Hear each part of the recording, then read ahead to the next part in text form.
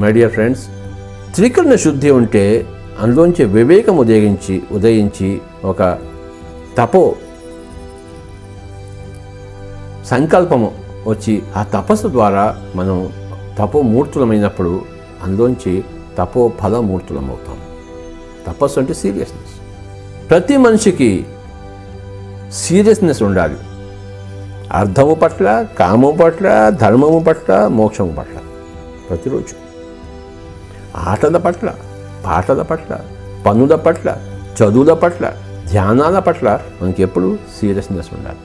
అప్పుడు విజ్ఞాత్మ అవుతాం. అంటే మన సమయము వృధా చేసుకోకూడదు.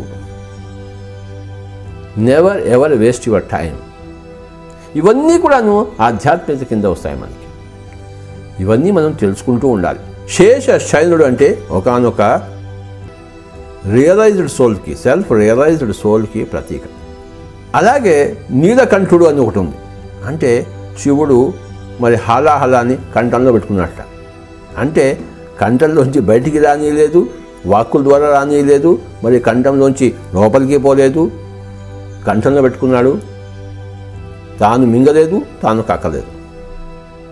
తాను మింగితే తన శరీరం చెడిపోతుంది, తాను కక్కితే అది మిగతా వాడికి చెడు చేస్తుంది. కనుక ఒక చెడు హాలాహలం ఉన్నప్పుడు అది మన కంఠంలోనే పెట్టుకోవాలి. అది దాన్ని మింగకూడదు, కక్కకూడదు. నీలకంఠుడు అక్కడ కాస్త మనకి ట్రబుల్ వస్తుంది, అక్కడ కాస్త నొప్పి వస్తుంది. లోక కళ్యాణంలో కోరుకునే వాడికి ట్రబుల్ వచ్చి తీరుతుంది. ఆ దేవతలు రాక్షసులు క్షీరసాగర మధనం చేసినప్పుడు శివుడికి ఏం సంబంధం? కానీ ఆ హాలాహలం పెట్టినప్పుడు శివుడికి సంబంధం ఉంది. ఆ హాలాహలం తీసుకుని కంఠంలో పెట్టుకుంటాడు. అంటే లోకంలో ఎంతో హాలాహలం ఉత్పన్నమవుతున్నప్పుడు ఒకానొక ఆత్మజ్ఞాని ఆ హాలాహలాన్ని తన కంఠంలో పెట్టుకుని లోకాన్ని రక్షిస్తాడు. తాను చెడిపోడు. పూర్తిగా హాలాహలం తాగితే తానే పోతాడు. కానీ అలా కాకుండా కనుక నీలకంఠుడు అంటే అది ఒక గొప్ప కాన్సెప్ట్. శేష శయనుడు అంటే అదొక గొప్ప కాన్సెప్ట్.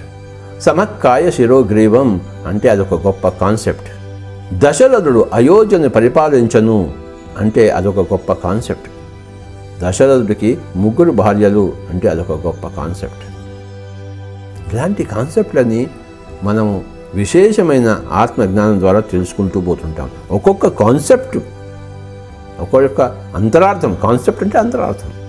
అది మనకు అర్థమవుతున్నప్పుడు మనం ఎంతో అలా ముందుకెళ్తూనే ఉంటాం. ఇలా ఎన్నో విషయాలు మనము ఈ యొక్క ఆధ్యాత్మిక శాస్త్రం ద్వారా మనం తెలుసుకుంటూ పోతుంటాం.